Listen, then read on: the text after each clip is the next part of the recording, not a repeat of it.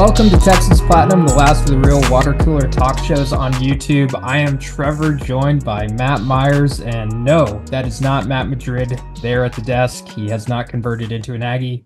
This is DrewTAMU joining us as a special guest tonight because Texas heads to College Station this week to take on the Aggies in a very long-awaited game that obviously both fan bases are just pumped, jacked, amped for. So we're going to break down that game ahead. But before we get into it, as always, please like, comment, subscribe. If you're new here, welcome. We're happy to have you on, and obviously very happy to have Drew joining us tonight. Drew, how about you? I know you've been on the channel before, maybe a time or two. Give everyone kind of an introduction to yourself if they haven't met you already. Yeah, I'm just the opposite of Matt Myers right there. I'm the Texas A&M version, a little bit bigger, a little bit hairier. No, I do the same thing y'all do, but I do it for Texas A&M. We have a lot of fun doing it. Uh, I try to be like you guys. I watch y'all show. I do. That y'all help me keep up with Texas a little bit, and y'all keep it very even keeled. So I appreciate that, and I try to do the same thing over here. And if you're here, guys, sub to their channel. They're doing a really good job. They've kind of gotten the real life stuff going on, but they've brought it back this year, and it's a really good show, guys. But I really appreciate them having me. I mean, we're finally playing the game, right? We've been trash talking. It's been like a virtual game for about what 12 years now, and Yeah. it's so nice to actually get this thing going again. So thank you guys for having me. Thank you for joining. We're happy to have you. Myers, let me hand it over to you. It's been a long time since this game has been played. Obviously, you've grown up around the game, as has your brother. I mean, first off, you guys are on different sides, like competing against each other. Your first time since going to University of Texas years ago. What's this going to be like? Yeah, it's going to be interesting. I mean, the last time we played, Drew wasn't really a big Aggie yet at all. So this is the first time we're like having the real house divided situation. So I don't think I'm going to talk to him all week after this YouTube video that, and we'll just see where the dust settles Saturday night. But no, it's just so exciting. It's so exciting for the state. It's just like I saw a tweet and it makes so much sense. Like this is the best in-state rivalry in the SEC, probably in college football, because the SEC produces a lot of out-of-state kids coming down to Ole Miss, Alabama. Texas and Texas A&M are all in-state kids that grew up around these two schools. Their families are all ingrained here, with being an Aggie or a Longhorn, and it's like the two mecca schools in the greatest state in the country, the greatest football state. So it's just so exciting to see it all um, finally come back. And I'm happy it's in Kyle Field because Texas has had success there, but also Kyle Field's just an awesome environment. I've been there.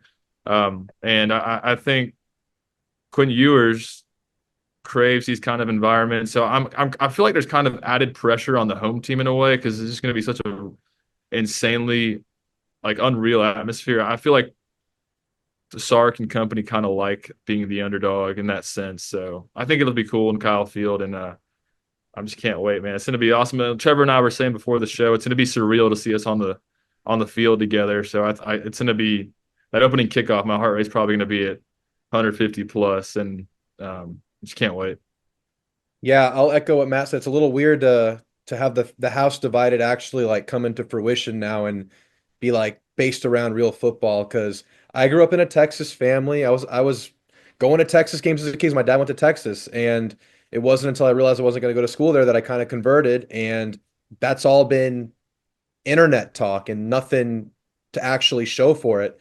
And now we actually have the game. So it's surreal. And you're right. It's a game where most of the players are at least aware of the rivalry. It's not like other schools where it's a lot of out of state talent coming together. They learn about the rivalry. And I'm sure they're learning a lot about it right now that it's coming back because it's been away for a while. And most of the kids competing were elementary school when this game was last played. But all these players are at least aware or sense the gravity of a game like this. So it's big in so many ways. I expect it to be chippy. I expect an electric environment. And you said the pressure's on the home team. Pressure's on a home team in a lot of ways. Yes, it's a home game. I mean, I was listening to pressers today and all the questions about Texas, Texas this, rivalry that, rivalry that. It's about the rivalry more so than actual football in terms of media stuff. So there's a lot of pressure and it's very much in the forefront. So it's going to be interesting to see how A&M navigates that. Additionally, it's obviously a lot more riding on this game for A&M, being our situation on the year. We have to win to get to the SEC championship for a chance to make the playoff. Whereas you guys can probably definitely lose the game and still make the playoff. So a lot of pressure on the home team. You're right about that. Yeah, we'll definitely touch on playoff and basically game implications a little bit later, because they're massive ones here, obviously for both schools. Um, for me, rivalry wise, this is a game that I'm very excited for just to witness it. Really, I didn't become a Texas fan until after this rivalry stopped playing, and honestly, I'm not Gen Z. Not saying that right now. I'm not Gen Z, but it's kind of interesting because I feel like a lot of people that are Gen Z or late millennials or something of that nature that didn't grow up watching this game. Um, I think it's going to be I think that the hatred for each other between A&M and Texas is only going to grow with this game being played because for so many years, being that they haven't played, obviously there's a rivalry there. We're in each other's fight songs. A&M has, so many different traditions that incorporate the Longhorns in it. But being that the game hasn't been played for so long that I feel like a lot of that hatred's been lost. Like I have a lot of friends that go to A&M or have been to A&M and graduated, and um, we're always kind of seeing each other as like we'll talk a little trash, but we're pretty friendly to each other. It's not like I have a few friends that are Oklahoma fans, and it's a lot more, it's a lot more barking at each other, and I feel like that's about to change, and I'm looking forward to that reality of there being that little bit of angst between the two fan bases. I know that it exists, but again, for the younger crowd or the people that haven't followed the programs, since, the 2010s or before, this is new territory for people. So lot to look forward to this Saturday for sure. Um, Before we get too far into A&M, let's recap a little bit. And Drew, feel free to chime in as well in regards to your Aggies, but kind of what led both teams here. I wouldn't say like let's do a full, season recap, but the week before, A&M takes, a tough loss to Auburn. I'm curious kind of what you're feeling about that, Drew, and then um, Myers, how about you share your thoughts in regards to the Kentucky game? So let's start at Kentucky, and then I kind of want to hear your thoughts, Drew, as well. Yeah, Texas, I thought it was a methodical win, kind of a survive and advance type win for Texas. The defense, of course, played phenomenally, as expected. They seem to always do that. Then again, Kentucky doesn't have the greatest offensive attack.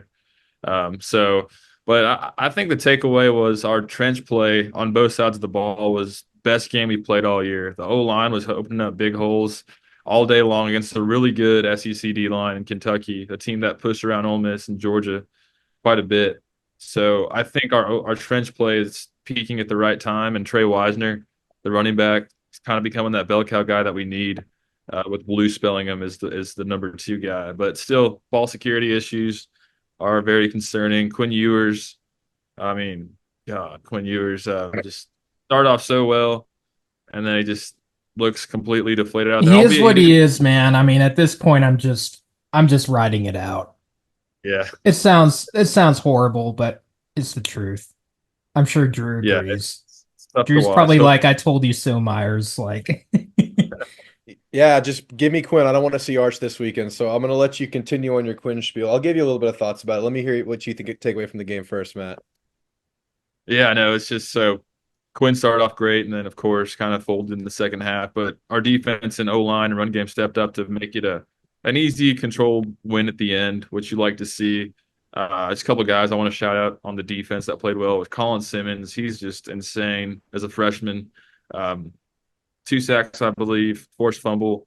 Anthony Hill played great. Trey Moore finally coming on, getting his sacks, the UTSA transfer. So in secondary, played well. Jelani McDonald had a great interception. So a lot to be proud of on the defense. And they're going to have to bring it this week against A&M, of course, with Marcel Reed, very dynamic quarterback. He can run, he can throw. But yeah, I mean, that's a spot where Texas could have easily made that game a lot closer than it was, being A&M next week. Kentucky has talent, Barryon Brown, a couple good D linemen. So I'm glad we took care of business, but there's a lot to clean up offensively, of course. 6 fumbles is crazy. I don't know how we won by 17 with 6 fumbles, but we're able to do it with our defense. So yeah, it was a good game, and we'll see what happens this week. Yeah, Huh. talking on Quinn, it seems to me with Quinn, its mobility is an issue, right? I mean, he looks hurt. He was hurt this game, Yeah. but I think as a whole, it doesn't seem like he's fully healthy, right? It doesn't seem like he's able to escape. It doesn't seem like he's able to kind of make lemonade. Like, I don't think anyone would call Quinn a scrambler, obviously, but I think he had some utility using his legs before. It just seems like he's been slowed down this year, and I think that's a big detriment to him. He has a great O-line in front of him. I agree. This was probably the best I've seen your O-line ever look, and that was against a pretty solid defensive front in Kentucky.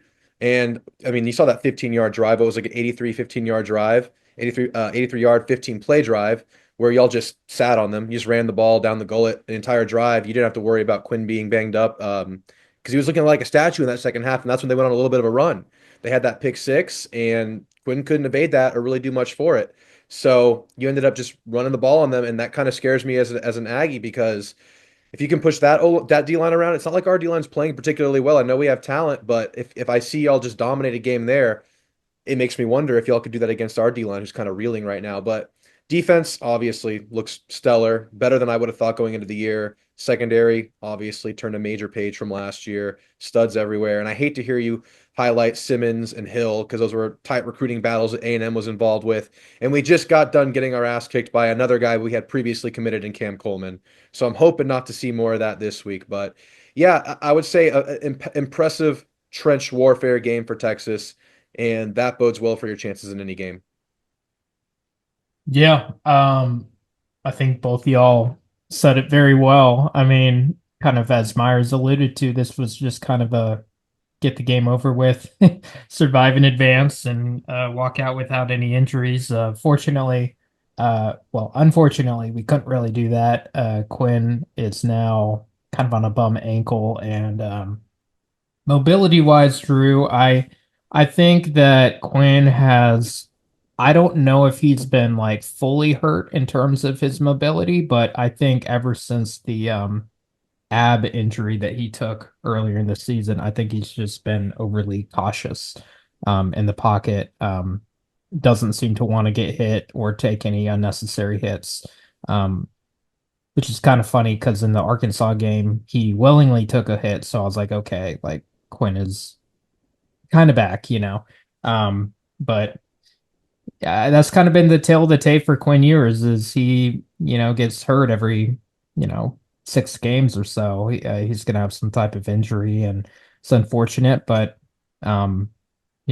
fortunately he's not, a big scrambler, as you said. So hopefully the ankle injury doesn't affect him as much as it did against Kentucky. But, yeah, we'll see. I think we're going to have to rely on his veteran leadership and his ability to be very good on the road.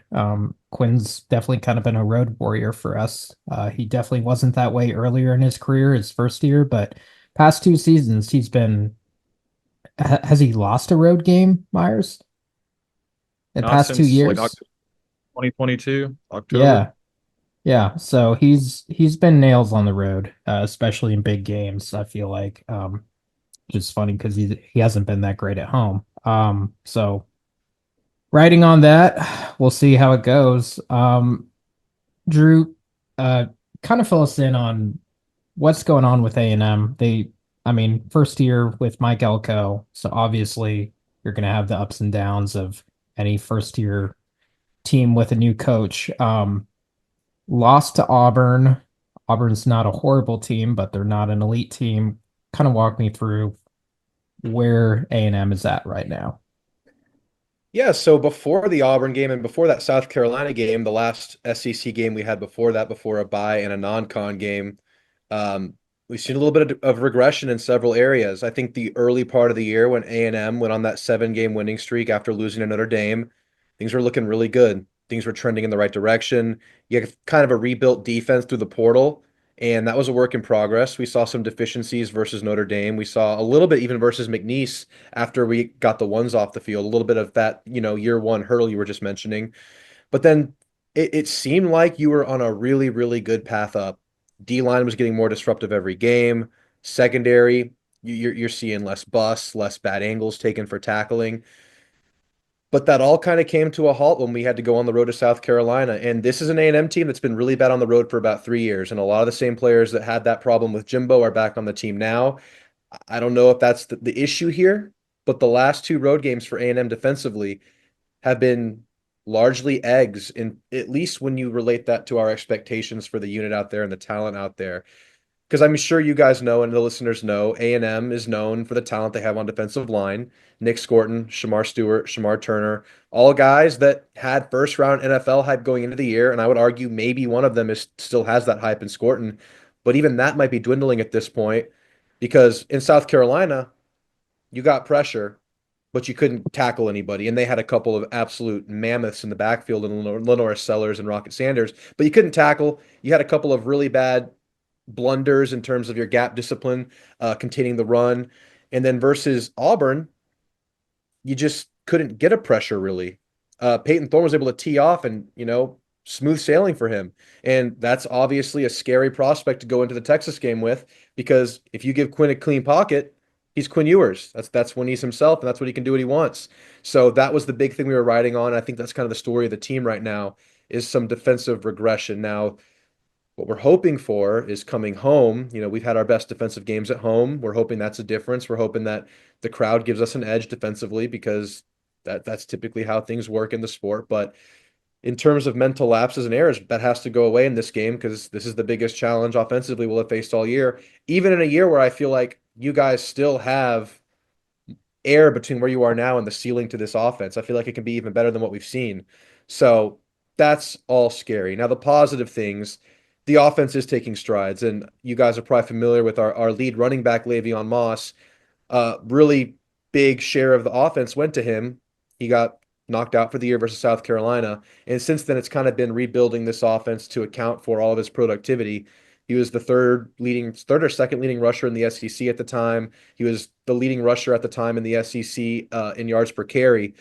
And you're having to learn your life without it because we already had lost Ruben Owens, our other star running back going into the year. So we're down to one. Well, you have a backup in EJ Smith, but he still has a ways to go. He's not, super reliable at this point. So we're having to pass a lot more. And I would argue Marcel Reed has taken some strides there. Still not perfect, still misses some balls, but I feel really good about the trajectory we're on offensively right now. I really like Colin Klein, his scheme. His RPO game is really taking off. His running game is very creative in the looks that he gives. He's very diverse in his running attack. He gets receivers involved in it. And we're getting more creative, and I really like to see that.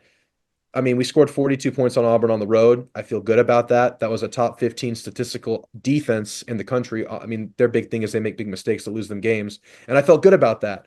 But it's really disappointing just to see the defense kind of, take some steps back. And it's kind of where we are. Receiver core is average, not elite. I wouldn't say they're terrible. I would say they've probably gotten a little bit too much blame this year. We've had some quarterback struggles. I think we had not Quinn Ewers. We had Connor Wigman for a while. That didn't work out. We went back and forth on that before we settled on Reed, and I think that affects the receiver group quite a bit. O-line's been pretty solid, dealing with some major injuries. Probably healthy this week, which bodes really well. One of our main guys kind of got half his normal workload working back into things last week. So yeah, we're more of a passing team now, and things are evolving offensively. But I would just say that inconsistency, something you might expect out of a year one, is really what's proving to bite us in the butt right now. Well said. Uh, Myers, how about you? Let's transition into the game. Myers, kind of give your Texas perspective on things. Where you feel like our weaknesses match up to their strengths and vice versa. Kind of where your head's at. Yeah, I mean, like the devil's advocate for Texas would be we do have a lot of just lack of discipline this year more than last year. A lot of holding calls, a lot of just uncharacteristic stuff from Dumb seniors like penalties. yeah, Jake Majors, Gunnar Helm got flagged last week, and honestly, the SEC does call very questionable holding calls compared to the Big 12. But I mean, you got to learn by now to be less obvious when you do things like that. So I don't want to get in a scenario where we're just holding on every play and just Quinn is still on a hobbled ankle, trying to navigate with Nick Scorchon and all those guys coming at him, and I'm sure they'll blitz a lot. So our offense has stalled a lot this year because of penalties. Like it's an auto drive killer. Like pretty much every time you see a holding call, you're like, oh, there goes the drive, and we'll be driving, and then it'll be a holding call, and then the drive will immediately stall.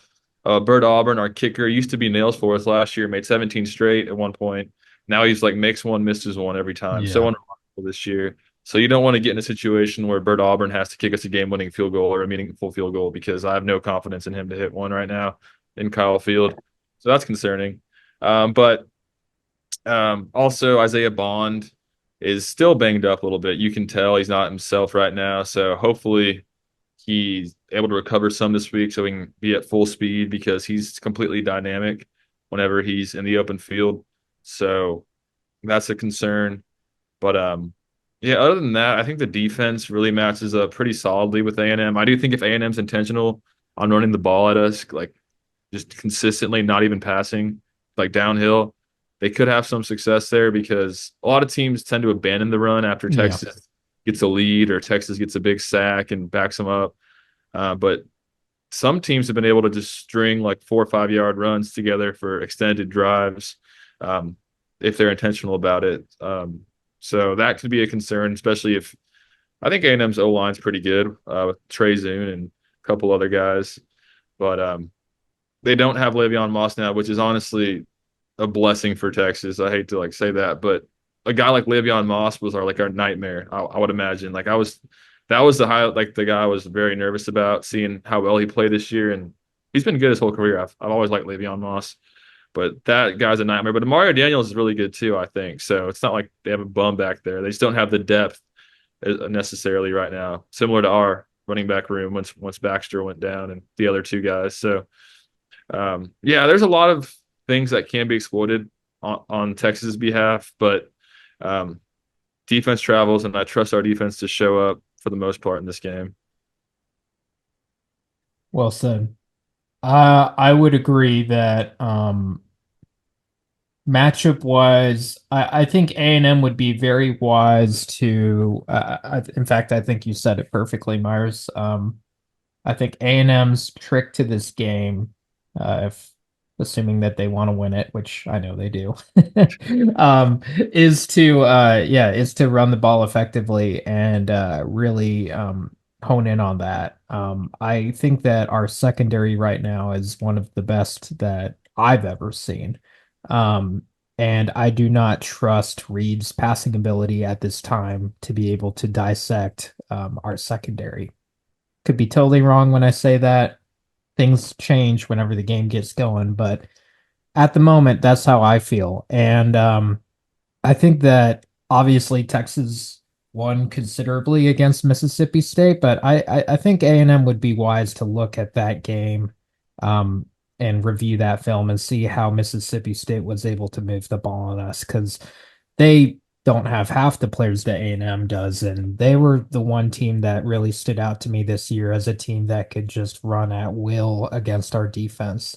I think that we've improved a little bit since then, so I'm not saying that, do that same thing and you're going to have success, but um, if I were Mike Elko, that's where my head would be right now.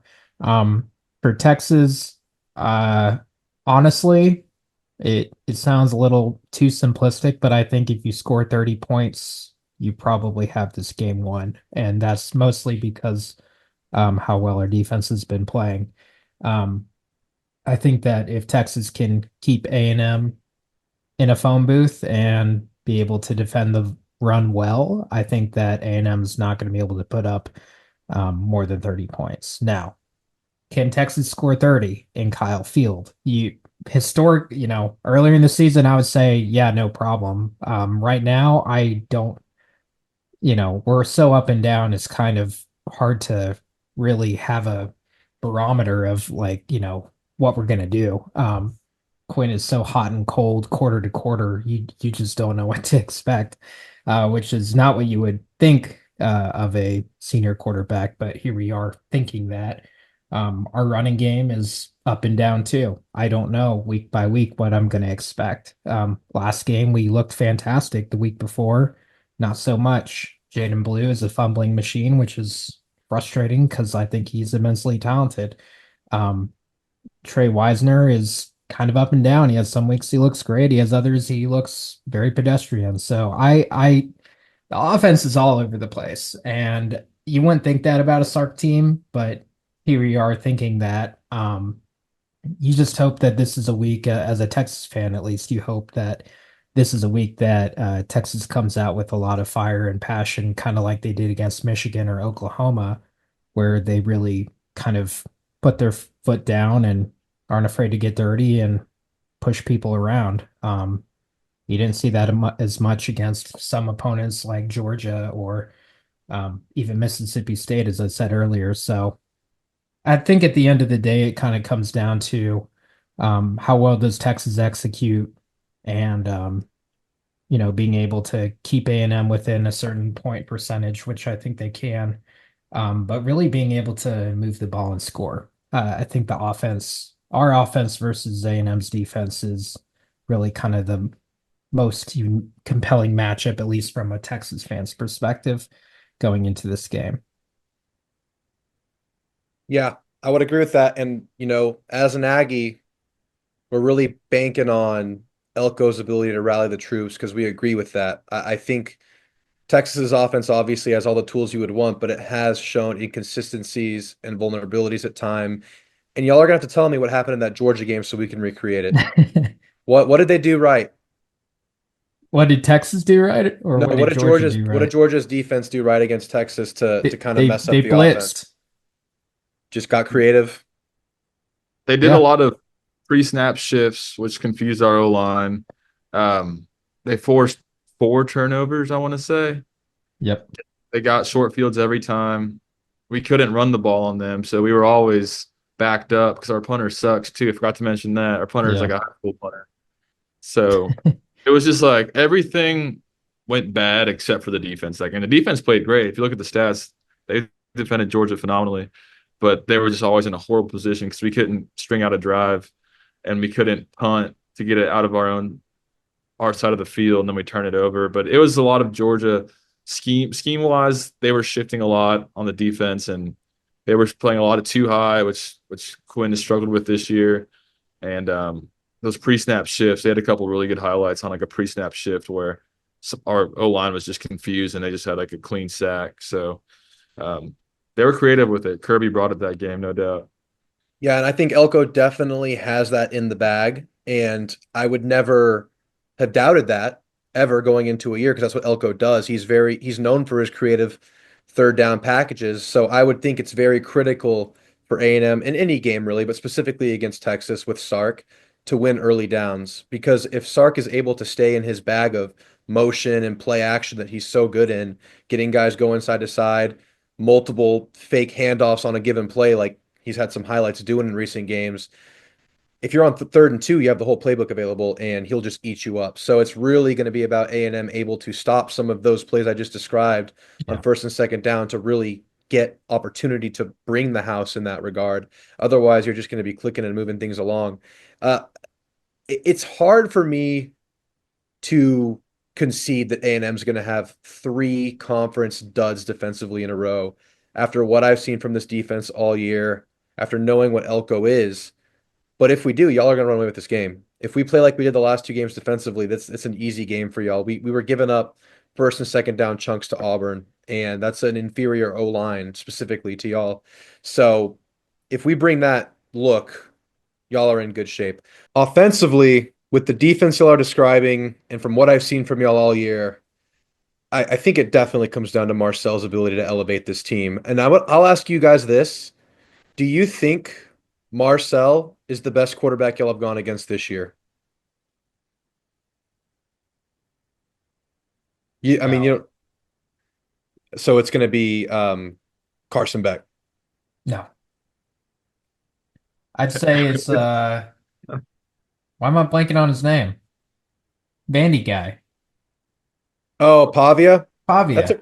that's a pretty good argument. That's a pretty good argument. The thing with Vandy is they're a little bit one-dimensional, but I'll give you that. I'll give you Pavia. I would argue Marcel might have better tools around him. I would argue that he probably has a better O line, but Pavia is the real deal. He might be the most consistent quarterback in the SEC all year if you just look at the top to bottom season. That's a pretty good call. But I think it's going to come down to Marcel's ability to extend plays, make lemonade, and he's going to have to hit a couple passes. He's going to have to back your safeties up. And again, our receiver core, if you talk to Aggies, going to get a lot of flack for the receiver core. They're going to talk about lack of separation, lack of explosiveness. But I think what really has been the problem in our passing game is just quarterback inconsistency. I think just having the shuffle with Connor and Marcel that I was talking about earlier has really just thrown off timing, and it's really hampered the development of a year one implementation of an offensive system to where right now, even though we didn't win last game, like I said, offensive the progression is there. So if Colin Klein likes to take his first down shots, usually after change of possessions, first play of a drive is quite often a deep shot. He's going to have to connect on some of those. He has a good deep ball. He has a receiver group that's not super explosive. That's correct. But we have a 6'6" guy and a 6'4" guy. You have elite corners. If we can hit a jump ball or two, if we can hit a deep shot or two on play action, that'll open everything up for this offense. And Marcel Reed hasn't been perfect passing the ball, but he has absolutely been improving. He's good for a couple wild ones, though. He's good for a couple wild ones. It's going to be about honing that in, extending drives. Offensive line's going to have to play at least good because he can still make stuff happen with a little bit of leakage, but they have to play good against your great front. I think it comes down to Marcel kind of being the hero, I think, in a game, which is a tough ask, but I am curious. I think we're the most well-rounded offensive unit talent-wise y'all have gone against, maybe Georgia. I would like to see what that looks like at home. It's going to come down to Marcel though, because obviously you're the best defense we faced all year. So let's see where that progression takes us against the best possible test we could go against. And talking about Amari, he is a serviceable running back. He is our backup. He probably would have been our third string going into the year, but he's good, especially in short yardage situations. He's bulked up. He's good at getting you a yard for a first down. Kind of lost our explosion running the ball after Le'Veon went down. We're kind of moving Terry Bussey around. He actually had some wildcat looks last week. The play calling really opened up versus Auburn, which is really exciting to see. So hopefully that progression plays dividends against this next level of test that we're going to get with Texas. Yeah, Yeah. well said. I Um, you go, Myers. You got it. I just wanted to follow up on that. Do you think that Marcel Reed is going to have a lot of like designed runs and QB keepers and zone reads? Is that a big part of Klein's offense, or is he trying to make Marcel be more of a passer first and then run And with nothing's there? let me add on to that. So two-part question. And is there any chance that Wegman comes in for some snaps? I'll answer the Wegman part first because it's short, because it's no unless Reed gets hurt. I think Okay. Wegman showed he's just dealing with residue from the injury. I think it's in his head. I think getting benched is in his head. I don't think he's a go. If he gets thrown out there in a game, I think that bodes well for y'all. He has the upside. We haven't seen it this year. But for Marcel, I think this team is committed to Marcel. I think the LSU game, I think a lot of coaches will let their players tell them who their quarterback is, and I think the team just gravitated around him. I think he's really a leader in the locker room. He has much better intangibles than Connor. He's really good at just managing the team, and for a redshirt freshman, really happy about that. He's been able to do that on the road. We've been able to avoid procedural stuff with Marcel, which has been great. We're able to snap the ball with a lot of time left on the clock with Marcel. That stuff's really good for Marcel. But as far as running and how we run him, we were doing a lot of designed, quarterback runs, quarterback power, quarterback zone, all that stuff. Not very high success rate. They've kind of gone away from that. I think we ran maybe one versus Auburn. They've definitely expanded the RPO and zone read game. They're running zone read off of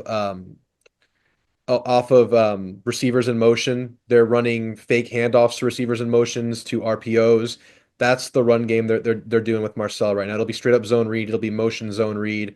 It'll be zone read into RPO. That's kind of where it's at right now. And he scrambles a lot. He uses his scrambling really well, and for the most part wisely. He's still kind of working on maybe he can hit a receiver for a check down and save a hit. That's still there, but he's pretty wise with his runs. He's pretty wise with his scrambles, and he uses them very well, and they're usually very productive. So between that, all that zone read stuff I just went through, and between the scrambles, that's where you're going to see most of Marcel.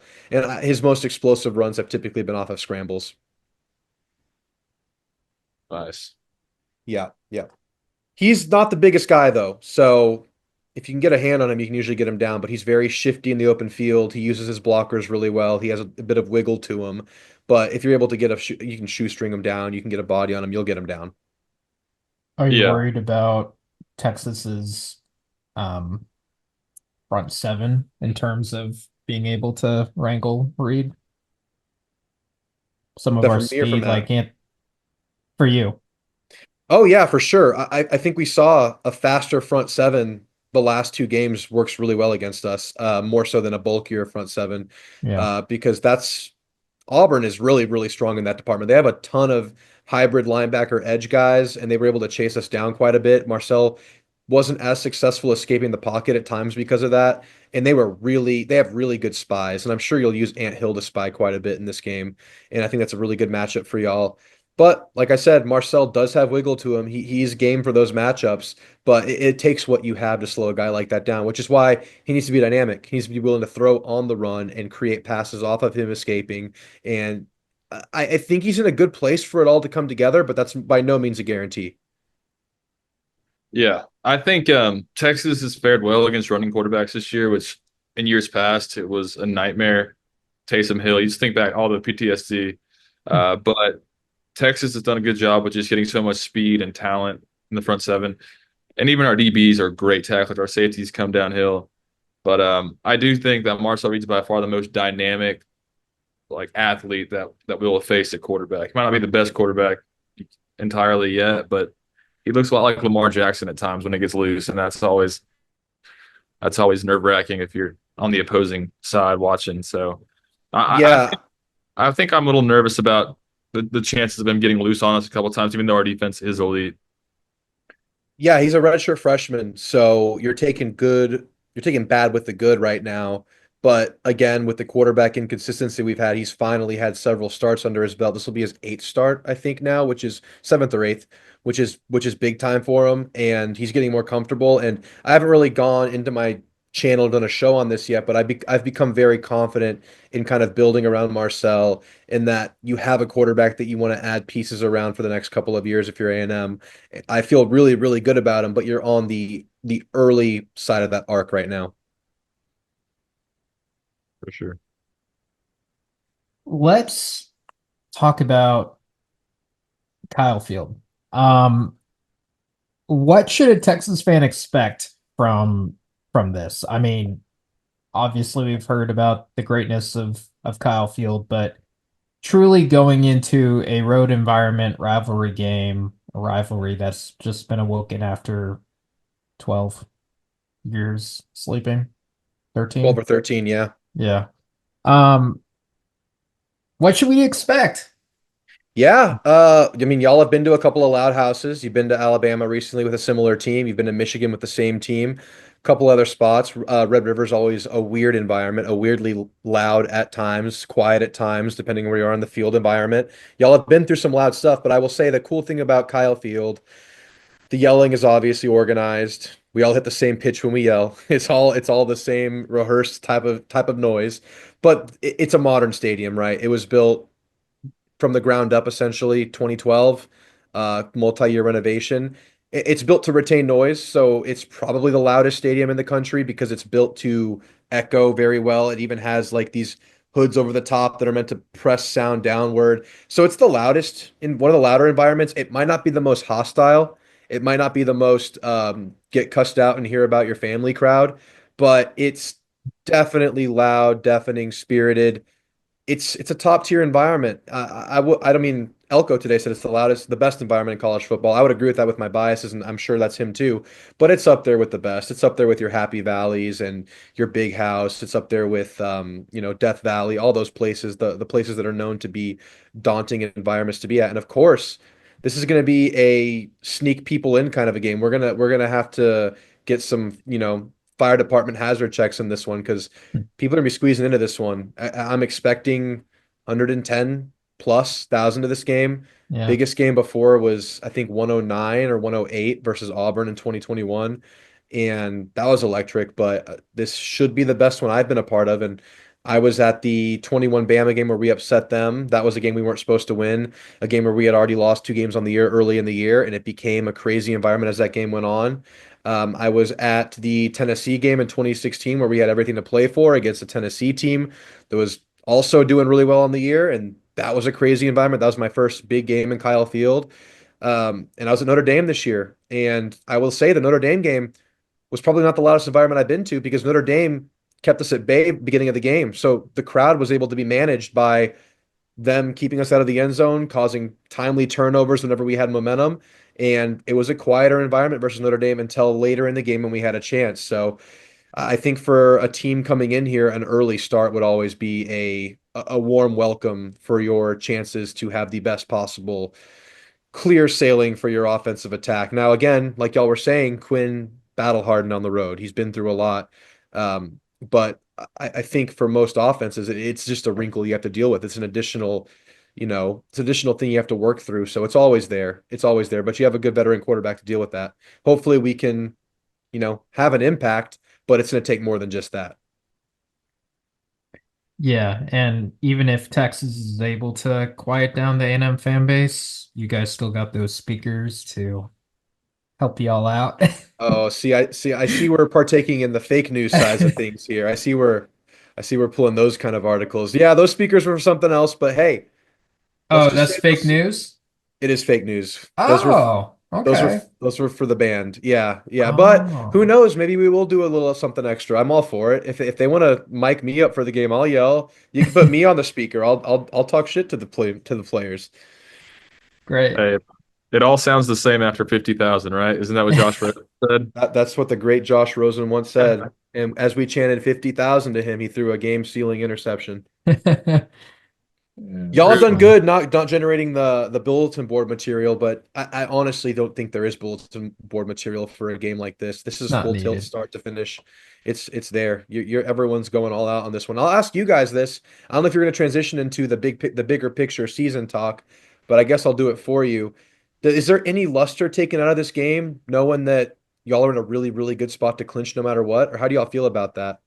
No, not at all. I mean, I feel like I can speak to Myers about this, but I think the penultimate, not penultimate, but the big goal coming into the season is to get to the conference championship game, and that game is through A&M as it stands at the moment. So I think, even if we're able to squeeze into the playoff with one loss and have to, play a team on the road, uh, I still think a lot of Texas fans would view that season as maybe not quite a failure, but like definitely shy of expectation for what we were thinking going in. Now, are those high expectations to make the conference championship game in year one? Yeah, absolutely. But I think Texas has the team to be able to get there and has been a favorite to get there for pretty much all seasons. So um, I think those high expectations are warranted. So yeah, I wouldn't say it's lost its luster at all. If anything, it's put the pressure on it even more because if Texas does lose to A&M, you guys get to go to the conference championship game. So really, is play winning you're in, and I think whatever losing fan base is not going to hear the end of it from the other fan base whenever that happens. So I wouldn't say there's any damper whatsoever, at least from my side of things. What do you think, Mars? yeah, I agree. I think before the season, I even said on this podcast, not more than national championship, but like at the same level, I really want that year one SEC championship. I want that rematch against Georgia so bad next weekend in Atlanta. Um, and and even so, like even if that wasn't the context of this game, I thought going into the season that if Texas already had something clinched, maybe it'll lose some luster. But I think the fact that A&M's been so good this year, like, Yeah, and that's they helped. have stuff they're playing for too, makes like the luster go up to the next level. Because if Texas wins, then we bump A&M to 8-4 in like the Gator Bowl or something. If we lose, A&M's probably in the playoff or at least the SEC championship. So it's a huge swing either way based on the outcome of who wins on Saturday night. So I think the luster is only turned up a notch, and yeah, I think this is the biggest game I can remember in a long time. It kind of reminds me of 2008 Texas Tech when we were playing that game, that whole week leading up to the game in Lubbock when Texas was ranked 1 and Tech was like 7, both undefeated, night game. That was just like I had butterflies all week, and then Saturday came, and then when you saw the crowd, just a packed house, it was just like it was cinema, and I expect Saturday to be just like that. How do you think y'all will travel this game? As a fan base, Yeah, I don't know. I feel like relatively well, but that's a great question. I don't know. I'm kind of hoping that this is a I mean, this is like the hottest ticket in yeah, college football this season. And I really hope that this isn't like one of those like corporate games where it's like a bunch of big money people that don't really care about the rivalry that are like, I want to go to this game because it's, got all this hype behind it. I hope that it's people that actually really care. Um, I feel like Texas will travel pretty well because it's not a far drive and, anticipated game. And I feel like for the most part, our fan base is pretty excited about it. Quite frankly, if you're a Texas fan and you're not excited about this rivalry being renewed, I just don't get it. hmm Because I know there's a few of those people out there, and I think I don't know. I Well, just think OU's it's the dumb. primary rival, right? OU's the main rival, right? I suppose, yeah. They're taking a bit of a backseat to you guys for at least for a few years. We'll see what happens at that point. But honestly, I think Texas's logic in that has always been that, Oklahoma's a blue blood. And there's been multiple times throughout history where Texas and Oklahoma have been competing for a national championship within the same season where both teams are at the top of the sport at the same time. We really haven't seen Texas and Texas A&M be equally as dominant. And I mean, if Elko continues to do well with you guys and Sark continues to keep things going, there's a good chance that this rivalry is going to be one of the best in college football, as I think it was Matt that said that earlier. Um, and we just haven't seen that yet, where both hmm teams have dominated. And you would have thought that that's happened by now, especially with, some of the different coaches that both A&M and Texas have brought in. But maybe this is finally it. And I kind of hope that's the case because I don't know, that just makes the rivalry that much more exciting and the newness and it coming back and all those things just make Yeah, Texas more proud. Michigan, Ohio State, and the Iron Bowl are both on the same day as our game, and we have game day, we have prime time. So, I mean, that just speaks to how big this rivalry is, at least right now, and can become, yeah, with Elko making them into a formidable SEC contender. It seems like it's just gonna blossom, and then next year they're gonna come to DKR, and that's going to be cinema as well. So. I agree. I agree. This rivalry, the stock, buy stock in this rivalry right now because like the new age college football fans don't really understand it yet, and honestly, we don't really either. We're kind of young. We just like have memories as kids. So, um, yeah, this rivalry is gonna go crazy over the next 10 years, I would imagine, in the SEC. Yep, we did get the game day spot again. Do y'all know our record in college game days in College Station? Have any of y'all seen this stat? It's pretty bad, right? It's 1 in 10. So we kind of It's like keeping worse them than I away. thought. Hopefully, we can have a little trend breaker for that this time. I like our odds. Um, that's great. Uh, what else are we missing, Myers? Do you have anything you wanted No, to? I wanted to say, Drew. I think Drew has a ticket for this game, right? Are you gonna go? I'll be there. Yes, expensive ticket. Yep. Ooh. Christmas is canceled. I spent all my money on this ticket.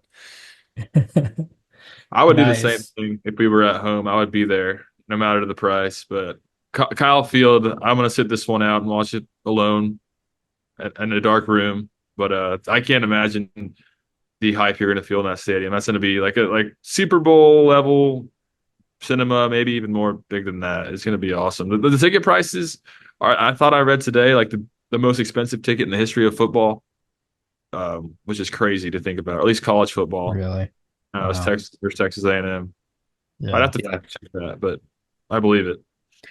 Yeah, I'm gonna be dead before this game. I'm gonna have to take like a very strategic whiskey shot without overdoing it just to calm my nerves. Because I remember sitting in the stands for the Notre Dame game, the game that kicks off the season, a big game in its own right. And I was dying, like just anticipating that game starting and the season starting. And I can't imagine how I feel for this one with obviously the rivalry, the bragging rights, the Twitter trolls, but also a chance to go to the SEC championship in year one under Mike Elko. So it's y'all's chance to go in year one under Sark. I mean, year one in the SEC with Sark and with your team in the SEC. For us, it's a chance to make it in year one under Elko, which would be a major overachievement. And it's, Yeah. thank you to Oklahoma for beating Alabama last week. Thank you to DJ Lagway for beating and Sunbelt Billy for beating Ole Miss last week because it just really heightened what this game means for the A&M side of things. For sure. For sure.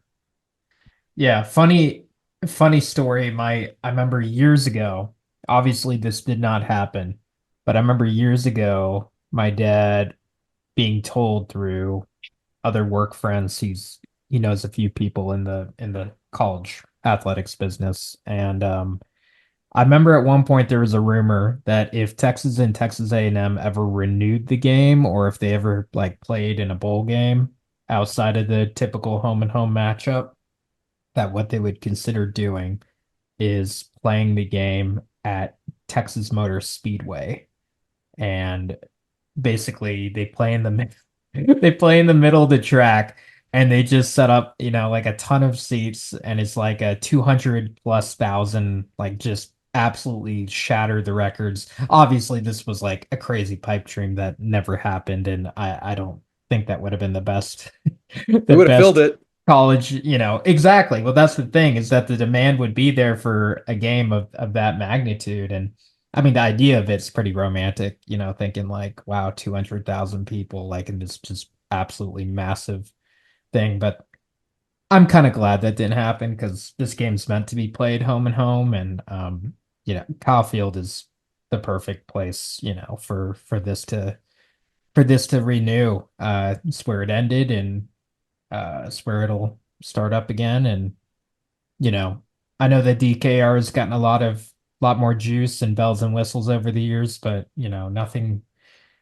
I think any Texas fan that says otherwise is kind of, too afraid to admit it, but nothing can really compare to a night game in Kyle Field. And especially in this rivalry, you think about some of the biggest moments that Texas and Texas A&M played or have played each other in this rivalry. I feel like pretty much all of them outside of the Ricky Williams run, where he breaks the record, have been in Kyle Field. So Yeah, um, Bonfire, the last game. I mean, a lot of the right. ones I remember from, we were really young, but we're in Yeah. Kyle Field. It's a great atmosphere. We hope to eventually have the team to match that and the fan support. And we think we have the right guy. We think we do. Awesome. Want to go into predictions? Yeah. Yeah, let's do it. I don't know if Drew is giving his prediction out this early in the week, I'll but give you my Yeah. lean. I'll give you my lean and my final thoughts. Y'all go first. Okay. Um, Madrid could not make the show tonight, but we were able to get a prediction from him. I will say uh, to preface this prediction that earlier in this season, myself, Myers, and Madrid all predicted Texas to lose to A&M before the season started in our preseason predictions. We all just felt that this game is kind of a game where you throw out the records, throw out, any, previous weeks that the teams have played and that you're coming into just a very hostile environment where it's going to be sloppy and scrappy and home team is going to find a way to win. Um, I feel like Madrid, based on his prediction, is going with that same mentality. He's got A&M winning 24-17. So keeping us under 20 points, which would not make Texas fans happy, but that is one way to win a game. Because like I said, I think I don't know if you guys will get over 30 against us. Maybe you will, but in which case, if you keep us under 20, you probably can, you should be able to beat Texas in that way. Myers, how about you? Yeah, it's so like yeah, like you said, I was leaning A&M all year, but I and I think A&M's really good. Like this is just I think Sark is built such a veteran team, and Sark has a track record at least at this point, and Elko has a good track record too. He's young in his career at A&M, but he's won some tough games, and this one he'll have everything all dialed up for. So I'm picking Texas to win. 27-24 is my score I have here. So a low scoring game. I think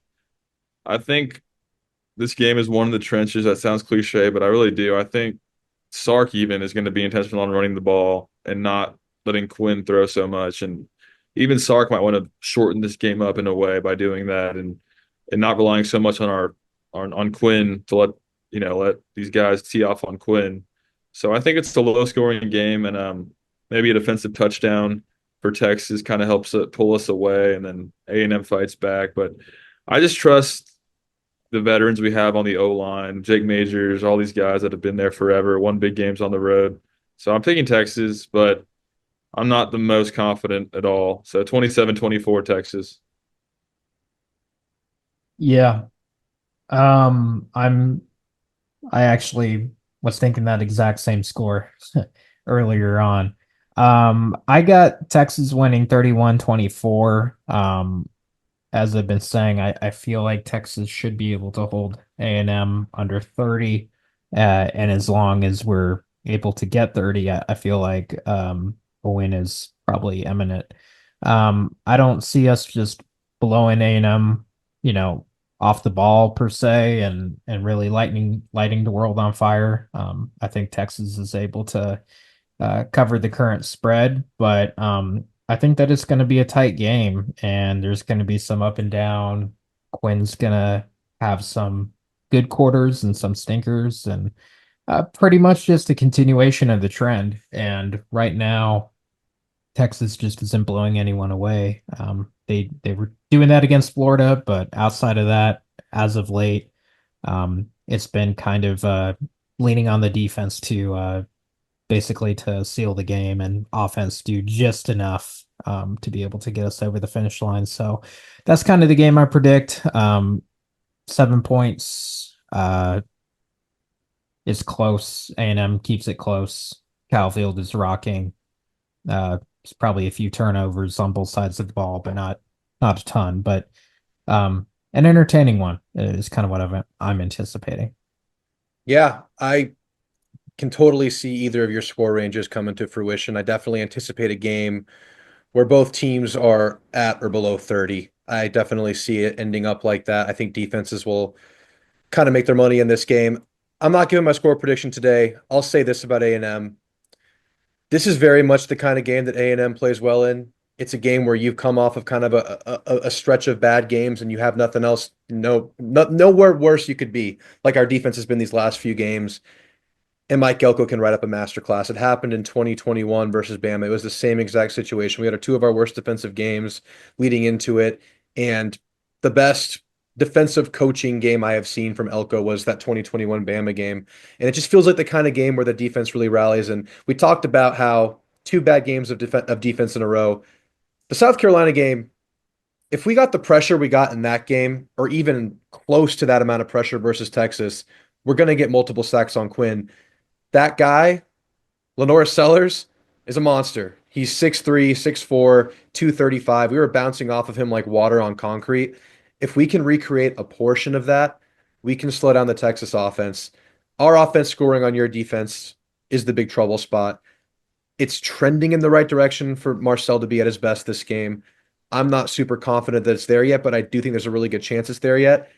I'm much more confident in much more confident in our defense showing up in a big way and really giving Quinn a tough time. Now, the way Texas really wins this game and feels pretty comfortable in the game is if you establish that run that we saw versus Kentucky.